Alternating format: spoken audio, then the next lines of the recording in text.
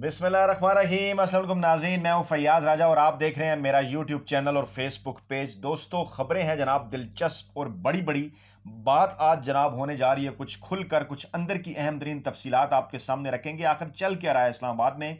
मौलाना और बिलावल के दरमियान एक पुराना रिश्ता निकल आया है और कौन किसका काना है, ये क्या खबर है, ये तफसीलात आपके सामने रखेंगे। और किसने चैलेंज किया है अपोजिशन को कि हुकूमत की फिक्र छोड़ें, अपोजिशन वालों पहले अपने नंबर संभालो। दोस्तों, मामला कुछ यूं है, जो लोग हमें शुरू से फाइनल कर रहे हैं यूट्यूब, ट्विटर और फेसबुक के ऊपर, अल्हम्दुलिल्लाह वो ये बात अच्छी तरह से जानते हैं कि गुज़श्ता 3 बरसों में जब भी पाकिस्तान तहरीक इंसाफ की हुकूमत गिराने के हवाले से बड़े एंकरों और वेले कालम निगारों ने बड़े बड़े दावे किए कि आज हुकूमत गई, कल गई, और इसी तरह मुलाजिम, दानिश्वर, सहाफ़ी जो कि मुख्तलिफ सियासी जमातों के बाकायदा पे रोल पर हैं, जब रोजाना की बुनियाद पर तारीखें दे रहे थे, तो अल्लाह पाक के करम से हमने आपके सामने number game, facts and figure तमाम तरह आपके सामने सूरत हाल रखी। चाहे वो सेनेट इलेक्शन हो, पीडीएम की तहरीक हो, हर एक मामले पर हम हकायक आपके सामने लेकर आए और अल्हम्दुलिल्लाह वो तमाम तर चीजें दुरुस्त साबित हुई, जिसका फीडबैक आप अपने कमेंट्स की सूरत देते रहते हैं। तो ये तो हो गया जनाब बैकग्राउंड। ताजा तरीन सूरत हाल ये है कि बिलावल भुट्टो जरदारी ने मौलाना फजल रहमान से इस्लामाबाद में मुलाकात की है। ये क्या मामला है, इसकी तफसीलात आपके सामने रखेंगे। फिर जनाब आपको ये बताएंगे कि इमरान खान के इत्तेहादियों का क्या मामला है, बदले बदले से क्यों मेरे सरकार नजर आते हैं। और फिर आपको बताएंगे कि अपोजिशन की नंबर गेम का क्या इशू है, क्यों वो नंबर गेम के हवाले से परेशान हैं। बजायर दावा कर रहे हैं कि हुकूमत के पास नंबर गेम नहीं है। लेकिन पहले आगाज करते हैं खुशखबरी से पाकिस्तान तहरीक इंसाफ के वोटर हजरात के लिए कि एक मरतबा फिर शिकस्त दे दी है पाकिस्तान तहरीक इंसाफ ने।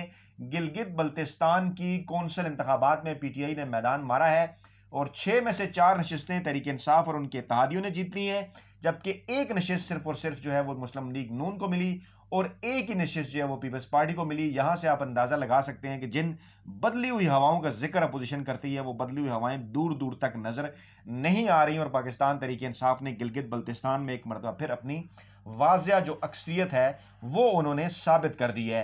वज़ीर-ए-आज़म पाकिस्तान ने कोर कमेटी का इजलास जो है वो पाकिस्तान तहरीक इंसाफ का, वो जनाब उन्होंने तलब कर लिया है। मुख्तलिफ अहम तरीन मामला जो हैं वो इस इजलास के अंदर आ रहे हैं। बिलावल और मौलाना की मुलाकात से पहले आपको मैं ये बताना जरूरी समझता हूँ कि जनाब कोर कमेटी इजलास में अरकान को अहम सियासी अमूर पर एतमाद में लिया जाएगा। कल 4 बजे ये इजलास होने जा रहा है और गवर्नर सिंध इस्माइल, इमरान इस्माइल, गवर्नर खैबर पख्तूनख्वा शाह फरमान और पार्टी की आला क़यादत भी शरीक होगी।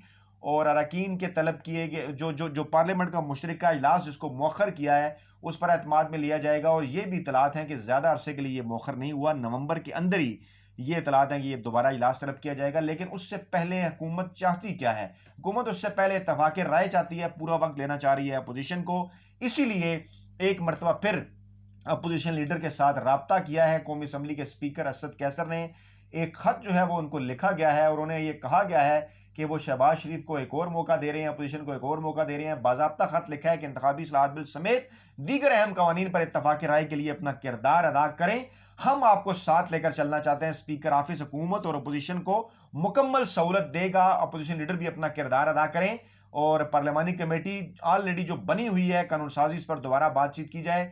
और उन्होंने कहा कि इंतखाबी तरमीम बिल कौमी असम्बली से मंजूर हो चुका है, सेनेट से मंजूर नहीं हुआ है, इसलिए यह बिल हुकूमत लाना चाह रही थी। और उन्होंने मजीद कहा पार्लियामेंट के मुश्तरका इजलास में उन्होंने मजीद कहा कि पार्लियामेंट के मुश्तरका इजलास में पेश करने का फैसला किया है। चाहते हैं कि पार्लियामानी कमेटी बराए कानून साजी दोबारा बिल पर बात करे। और उन्होंने कहा कि कानून साजी से मुतल्लिक हुकूमत और अपोजिशन अरकान पर मुश्तमिल कमेटी बनाई गई थी, यह कमेटी सिफारिशात देने में नाकाम रही है। जो अपोजिशन और उनके मुलाजिम साफी आपके सामने यह दावा करते नजर आते हैं कि इमरान खान ने राब्ता नहीं किया, स्पीकर कौमी असम्बली ने राब्ता नहीं किया, वो सरीहन सफेद झूठ बोल रहे हैं। हम आपको पहले भी वीडियोस में बता चुके हैं। कमेटी बनाई थी, बर वक्त कैसर ने अपोजिशन के अरकान को शामिल किया था, उन्हें यह कहा था कि वो अपना किरदार अदा करें, लेकिन उन्होंने अपना किरदार अदा नहीं किया। एक और भी जो इस हवाले से अहम तरीन खबर है वो जनाब यह है कि तश्कील नो, उन्होंने इलेक्शन कमीशन मेंबरान के हवाले से भी जो कमेटी है उसकी भी हुकूमत ने जो है वो तश्कील नो कर दी है। ये भी एक किस्म का हुकूमत ने अपोजिशन को ये कहना चाहिए कि उन्होंने बात मानी है। 4 मजीद मेंबरान को अपोजिशन को उन्होंने शामिल किया है। सिंध से पीपल्स पार्टी के ताज हैदर, पंजाब से आजम नजीर तारड़, केपी से आजम सवाती, बलूचिस्तान से मंजूर काकड़ ये नए रुकन है और कौमी असम्बली की सेक्रेटेरिएट ने इसका नोटिफिकेशन भी जारी कर दिया है। ये बड़ी डेवलपमेंट है। پھر مولانا کی ملاقات کی جانب بڑھنے سے پہلے میں آپ کو یہ بتا دوں کہ مولانا کی پارٹی کے اندر حافظ حسین احمد کا ایک مرتبہ پھر بیان سامنے آیا کہ جے یو آئی میں مروثیت نہیں چل سکتی ہے. ان کے کوئٹہ میں جے یو آئی پاکستان کے زیر اہتمام امن کانفرنس ہوئی. حافظ حسین احمد نے خطاب کیا, انہوں نے کہا جے یو آئی ہماری پارٹی ہے, رہے گی, ہمیں جماعت میں عہدہ نہیں, دستور پر عمل درآمد چاہیے. انہوں نے کہا کہ مولانا فضل الرحمان نے 2007 سے مولانا فضل الرحمان نے آج تک جو کیا ہے اس کے باوجود ہم نے جماعت نہیں چھوڑی. مولانا فضل الرحمان بیمار تھے, بلاول بھٹو زرداری ان کے پاس پہنچے. اب آتے ہیں مدعے کے اوپر, اور وہاں پر ملاقات ان کی مریم نواز ذرا پیچھے ہو گئی بدلتے حالات میں, شہباز شریف آگے ہوئے کیونکہ کچھ نئے کارڈز کھیلنا چاہ رہی ہے. اپوزیشن پارلیمنٹ کے مشترکہ اجلاس سے پہلے پیپلز پارٹی کو ساتھ ملانا چاہتی ہے. تو مولانا اور بلاول کے درمیان بیان بازی کافی حد تک آگے جا چکی تھی. مریم اور بلاول بھی ایک دوسرے کو سلیکٹڈ قرار دے چکے تھے, اور اب شہباز شریف جو ہے وہ منت ترلے پہ آئے, انہوں نے مولانا فضل الرحمان اور بلاول کے درمیان صلح کرائی.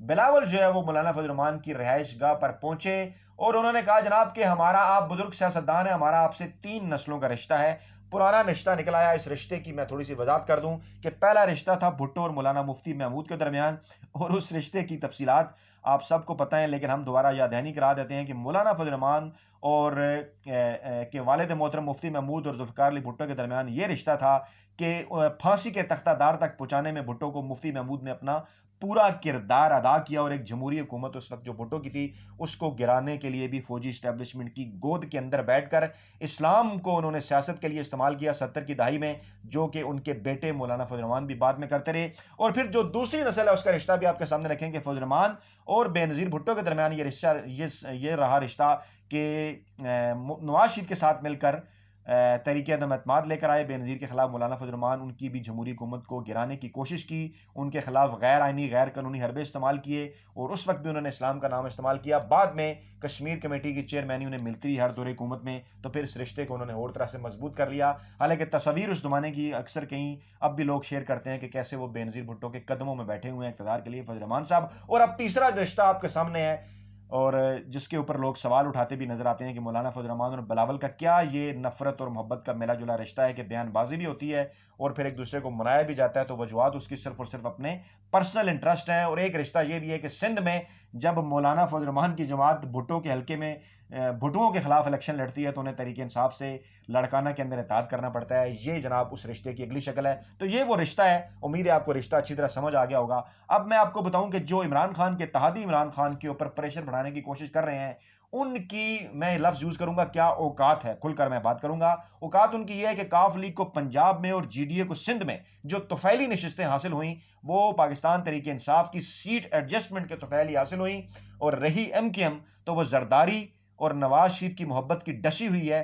2 دفعہ پیپلز پارٹی اور نون لیگ کے ساتھ جس طرح سے ایم کیو ایم نے اپنے معاملات چلائے اس سے کہیں زیادہ عمران خان سے ان کو مل رہا ہے, تو وہ بھی معاملہ صرف نشستن گفتن برخاستن کا ہے, دال نہیں گلنے والی. اور جو اتحادیوں پر نظریں جمائے بیٹھی ہے پیپلز پارٹی اور نواز لیگ, ایسا کچھ نہیں ہونے والا. اور پھر ایک اور اہم ترین آپ کو بتا دوں کہ اس کا نام ہے عمران خان.